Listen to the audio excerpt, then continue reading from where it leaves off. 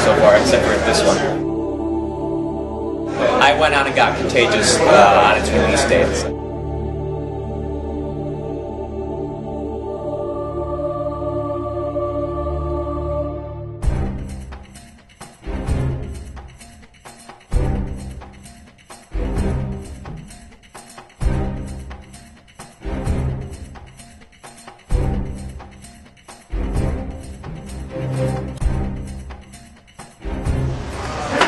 Alright, put on a coat, we'll get rolling. Yes. It's official. Yes. Coat goes on, it's showtime, right? Alright. November 7th. Dream a little dream of me. Stop it, hands. Her fingers brushed long black hair out of her eyes. The hair fell back slowly, almost floated into place, and she pushed it away again. Her small hands seemed to move of their own accord, grabbing, stitching, sewing. Stop it, hands, she wanted to say, but she couldn't speak. She could only watch. It was wrong. It was dangerous.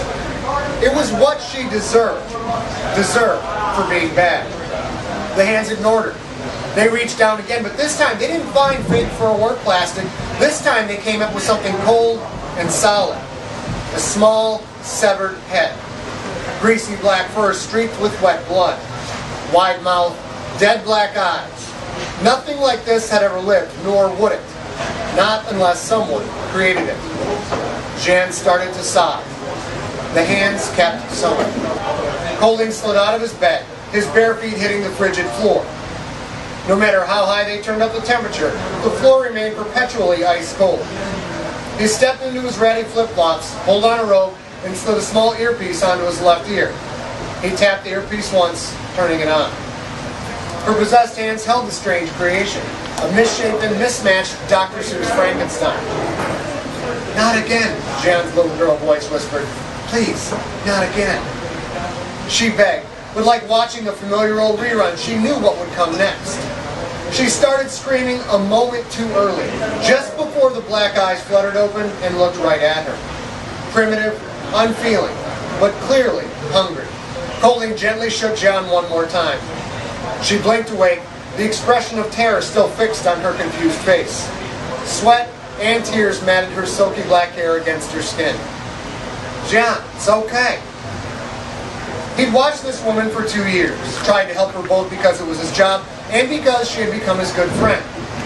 For Jean, some days were better than others. The bad days hurt Colder, made him feel incompetent and powerless.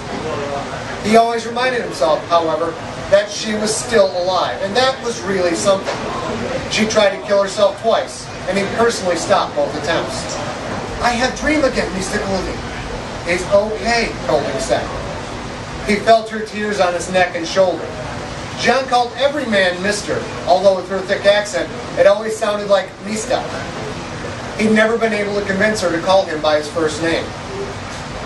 Golding rubbed his eyes, partially because it kept him from looking like he was trying not to look. He stared at the familiar chessboard sitting on her dresser. She beat him 97 times in a row, but who was counting? Yes, I am taking my meds, Jean said. I may be crazy, but I am not stupid. But was she taking them? Things had been getting worse. Her nightmares growing in frequency and intensity. Don't say that about yourself, Jean. I don't think you're crazy. You also do not think you are handsome, Jean said. This proves your judgment is questionable.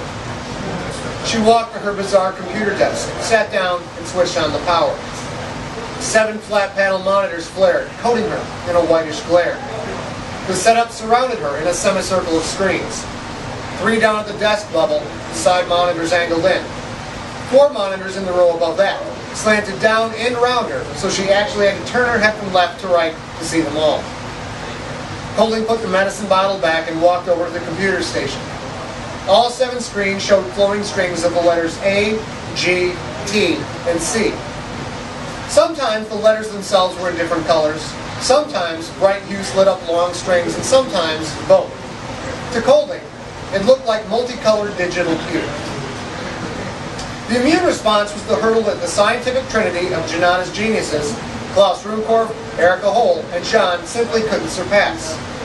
It was the last big theoretical hurdle that stood between Janata and saving hundreds of thousands of lives every year. Without looking away from the scrolling letters, Jean opened a small dorm room fridge that sat under her desk and pulled out a bottle of Dr. Pepper. Her hand shook a little. She opened it and took a long drink. "Well, I guess I'm off to bed," Colby said. "Holler if you need anything, okay?" "Mr. Colby." He turned. Jean pointed to one of the computer screens. "I see the date is November 7th, she said. "I am sorry. I wish I had known her."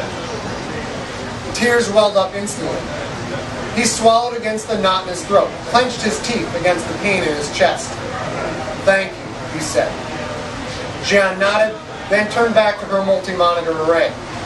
3 years to the day since Clarissa had died. Sometimes it seemed like a tick of the clock, like he'd kissed her just yesterday. Other times he had trouble remembering what she looked like, as if he'd never really known her at all. At all times, though, every minute of every day, the ache of her absence hung on him like an anchor. Colby nodded even though he was alone in his room. There was no way he'd get back to sleep. Not today. Besides, Jean's dreams were getting worse. The last 2 times that had happened, she'd started hallucinating a few weeks later, then finally tried to kill herself. For her most recent attempt, she'd locked herself in a bathroom and filled it with nitrogen gas. Her assistant, Tim Feely, realized what she was doing and called for help. Colby had broken in far ahead of the proverbial nick of time, but how close she came to success wasn't the point. The pattern was the thing. Nightmares, then hallucinations, then a suicide attempt.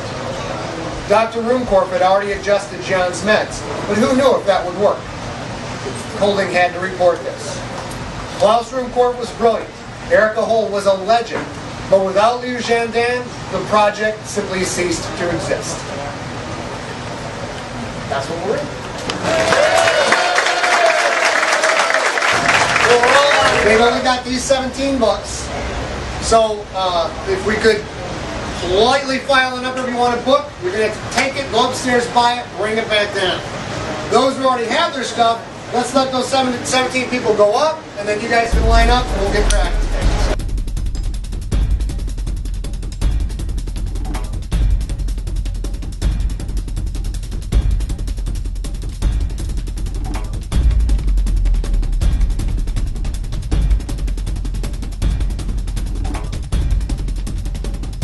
Hello, how are you? What's your name? Scott, how you doing? You like all my books, don't you? I can tell. You got that look about you.